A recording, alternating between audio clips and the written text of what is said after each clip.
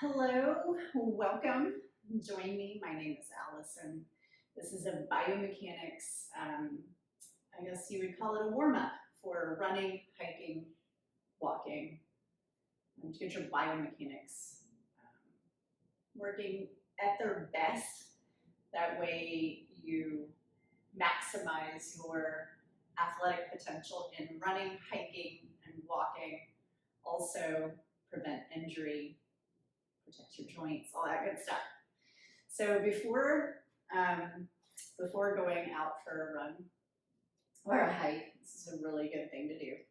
Go ahead and come standing with me. By the way, we're going to use a yoga block. We're going to use a yoga tune-up ball. If you don't have a yoga tune-up ball, a tennis ball works nicely. And hit pause, go grab those if they're not handy, and meet me back here. So we're beginning with all 10 toes turning forward. We're going to lift up all 10 toes and take your big toes and stretch them forward and relax them onto the floor. All the other toes are still remaining up. Now we're going to take the pinky toes. The pinky toes, we're just going to take the pinky toes and reach them out away from each other and touch them onto the floor. Leave the middle 3 toes up. And you know what? There might be some laughter here. Have fun with this. It's not right at first that all the toes are coordinated like this, but they will be, and it will open up a lot of great stuff for your athletic potential. All right, go ahead and lift them up again, all 10. Stretch those big toes forward, touch them onto the floor. Take those pinky toes, reach them out to the sides, and touch them onto the floor. See if you can lift up those middle 3, or keep the middle 3 toes lifted up. Good. And then pick them up again. Stretch your big toe gently forward, pinky toe out and down, middle 3 up. And then relax all your toes and feet onto the floor. All right, and we do that because a lot of times what we're using more than anything else is this inside arch side of the foot. It opens up a whole lot for the hip, for the ankle, and for the knee joint, all those joints being protected and also having more stability through the foot. And the other thing that it does is when you push off with both sides of each foot, like in a run, your speed potential is going to go up. So you'll be able to stay solid better, grounded better, and also perform better. Next exercise, we're going to turn on some glutes that usually aren't turned on unless you really focus on them. So the first one is going to be the underbutt.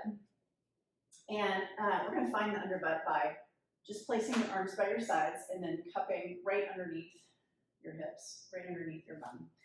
And that little fleshy part that's in your hand, that's your underbutt. So if you kind of take your fingertips and squeeze that little part, fleshy part that you're holding is your underbutt. And we're going to lie down, we're going to do some underbutt exercises. So what that's going to look like is your arms will be by your sides. And again, you can cup so that you know what you're working with here.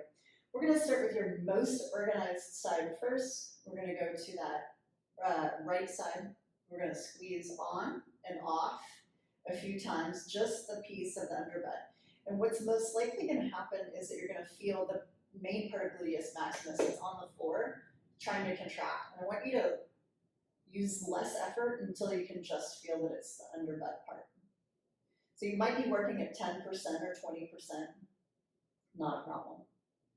Squeeze on and off, on and off, on and off, on and off. And then check for, make sure your hamstrings aren't doing that work. If your hamstrings are doing that work, what you're going to do is you're going to take that foot, that side that you're working, and just take your foot out 2 inches away from your head.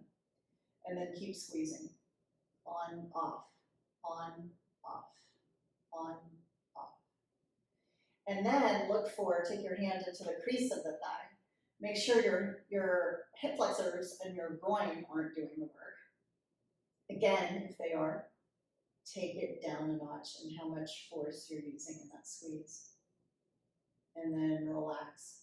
We're going to take that over to the other side, turning on this underbutt muscle. We are going to squeeze on and off here, over here on this side. Second side is your other side. We've uploaded information into the brain, download it into this. Other side of the body. Check for the main part of gluteus maximus. Go down in your effort. This isn't about how strong can you contract. This is about can you isolate. And we have to unravel those patterns of takeover, where one part of your muscle isn't working, so other things kick on for it. Your joint tries to work for it. Your other muscles try to work for it, creating imbalance. We're creating balance. So check for those hamstrings. Again, take your foot, inch your foot out a couple of inches, and less effort. Check for the hip flexors. And each side might be different. So one side your hip flexors might try to kick on, and the other one not. Just notice that. And your groin. And last squeeze. We're going to go back to this right side. We're going to squeeze 3 times. 1, relax. 2, relax. And maybe we're only working at 20% effort. 3, relax.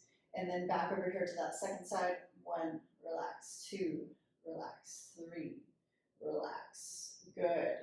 All right, we're going to roll to the side and we're going to push up to seated. We're going to open up the knee joint before we stand up into this next position. So take your forearm, put it in the pit of the knee. We want to squeeze really tight here, and relax. Squeeze really tight. Doesn't matter what this leg does, just let it be comfortable. Squeeze, release. And usually about 8 or so of these, that's the trick.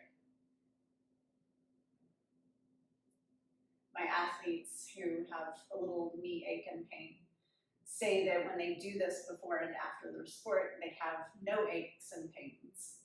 And if they forget to do it, oops, they feel it. Switch. Approximately 8 of these. Squeeze. The squeeze is the most important part. 3 more. 2 more. Last one. Relax. We're going to stand up. We're going to come into a high lunge or a crescent lunge. So this position here, I'm going to start by facing this way so that I'm doing my most organized side, which is my right side first. So I'm going to come back here and I'm going to use no momentum to get into this position. Then once I get in here, I want to check for, so I'm kind of getting into this outside line, which tends to be what is weak if there are aches and pains in the knee or misalignments in the knee. So what I'm going to do is I'm going to pull this upper thigh bone into my hip socket a little bit. I'm going to over-exaggerate it so you kind of see the motion. It's not quite that much, but it goes in. And then you feel a little engagement here at the upper thigh, near the pocket. Yeah. All right, so also, because we just did the underbutt exercise, I want you to really kind of feel your heel connecting with the floor. I'm going to turn to the side a little bit so they can look at you a little bit better. The heel drops down into the floor. That thigh bone is pulling in. Check the position of your knee. You want it over the middle toe and the last 2. You shouldn't be able to see because the knee is in the way. We need to think about 3 spots. The outside of the ankle bone, the outside of the knee, the outside of the hip. And if those dots were connected by a line, you would not push into it so that your knee goes out to the side. You push into it energetically so that you feel this outside line of the leg. We're going to hold this for 30 seconds to a minute so that you get this active out here. And your knees won't collapse and you won't put too much pressure in the ligaments toward the inside of the knee joint. Now, if you like a little extra stretch for your back, you can be in this position and take your arms up or up and take some breaths. And then leaving everything from the belly button down exactly where it is. Bring your arms strong down to the floor. And if you're still pushing through the heels slightly and you have that external press, and then you come back up, you're probably going to feel your underbutt working. All right, and then we can go up and down a few times, like a hobby horse. Straight up, straight down. You can probably feel your underbutt here. That thigh pulls in, and you feel that work. All right, now we're going to come forward, do that without momentum, and switch sides. That's right. That's right. And we're pulling this thigh bone in. The heel is dropping down in this front foot. This is your second side. So the first side presumably was your most organized side. We're going to make sure that the knee is in its optimum location, which is over the middle toe, and you can't see the other three. The hip, the knee, the ankle, these outside points, you're going to press energetically into those lines that connect those points. You want to activate this outside line, and also you have a bunch of acupuncture meridians that run through there. Sometimes, especially if we have anything going on with the hip or the knee, those tend to get sluggish. We're going to hold here for another breath. You're welcome to lift your arms up. Taking everything in the belly button down, making sure that it's really solid and stable. Slowly bring your fingertips to the floor. Touch them onto the floor and lift up. You can feel a little bit more, you can get a little bit more out of your underbutt exercise here. And then the hobby horse, just up and down. Again, you want to keep solid grounding through that front foot, back foot too, especially the front foot to activate that underbutt. Good. And then without momentum, just gently step into a forward fold. Bend your knees, rest your ribs on your thighs. We're going to do another knee exercise to get the joint fluid moving in your knee really well. We're going to take the hips, make sure your knees don't come in toward each other, but maybe even push out slightly. We're going to go into a squat.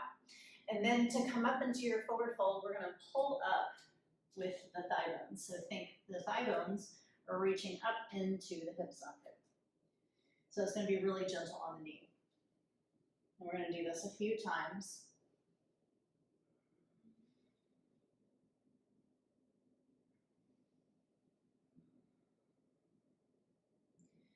And then set your knees on the floor. Good. All right, now what we're going to do is get into glute minimus a little bit. So we want to make sure we've got a 90-degree angle. I'm going to do my left side first this time. And I'm going to peek around the shoulder and under the arm to make sure I've got that 90-degree angle. I'm going to start to do some little pumps. And the first thing that people usually think is heel up, but I want you to stop now and think thigh bone up. And the pumps are small and slow. So when we slow them down and make them smaller, you really get a sense of your glute minimus turning on. After a few of these, you'll feel more glute minimus.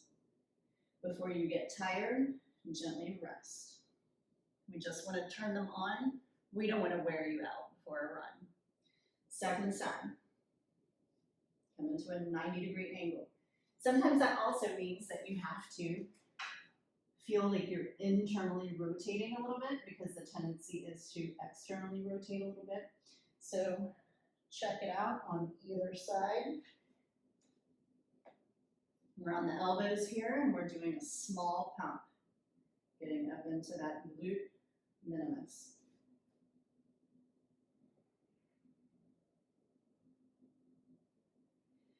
Before you get too fatigued, go ahead and put your knee on the floor and take another breath. Excellent. Last one, we're going to turn on your gluteus medius. It's one of my favorites because it does so much for your body. We're going to come into this position here. And we're going to make sure that that heel doesn't touch the floor. So I got the balls of my feet on the floor, the heel is up. I'm going to spin this open and then slide a block under my knee. And I'm going to turn my pelvis a little bit this way towards you guys.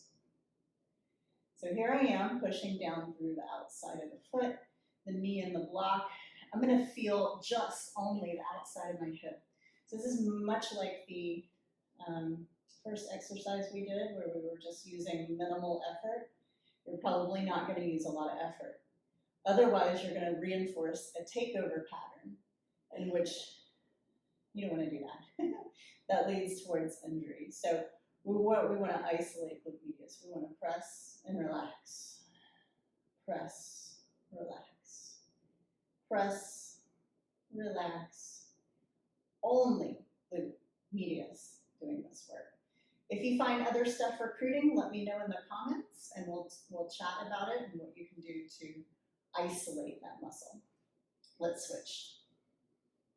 Knee to the block, heel is up. We're going to press and feel only the outside of that left hip, or the second hip, sorry, whatever side you're on. You might be on the opposite side as me. Let's do about 5 presses, only feeling that outside of the hip. The heel is still up, and then relax. Wonderful. We're going to put this to the side, and then we'll roll to the side and push up to seated. Let it stand all the way up, and take a few steps around and just make sure everything feels really great. You feel like your glutes are really engaged, so that your glutes are going to do more work than your hip joints in your run. You also want to feel your feet connected really well to the earth, so that you feel your feet are going to do, your whole foot is going to do the work. If your feet don't feel like they're 100% amazing, or actually, let's all do this together. Rolling the feet helps a ton, a ton, a ton. So we're going to take this ball and roll through the ball panel of the foot. Just a few times, getting into the foot, and then we're going to roll through the whole sole of the foot.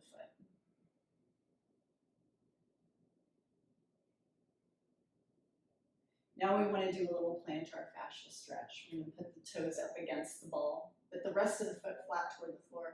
So it's like if you took the palm of your hand on the floor and just lifted the fingertips up. And we're going to step forward with this other foot and peel up, heel, sole of the foot, like you're pushing yourself forward. Do that a couple of times.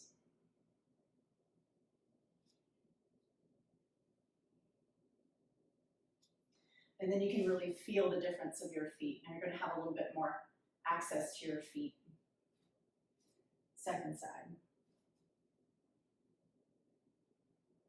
I really like this for post run as well. You might be wondering, well, where are the stretches, Allison? Where are the stretches? Stretching is best after your run. And we'll go over some stretches that you can do. And you can always add stretches in before, but only after a little strength, then a stretch, right? And then you go for your run, and then you can stretch again. All right, let's walk forward. This is the plantar fascia right here that you're feeling as you're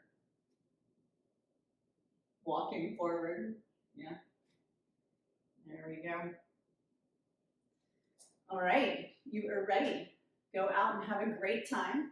I'm going to leave you some videos of the breakdowns and kind of talk you through some of these things, why we want to do them, why we're doing them, the way we're doing them, and also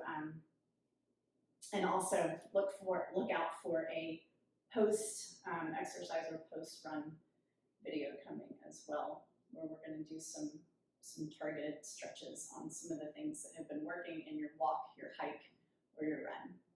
All right, I'll meet you back here. In the meantime, take really good care and have fun. See you soon.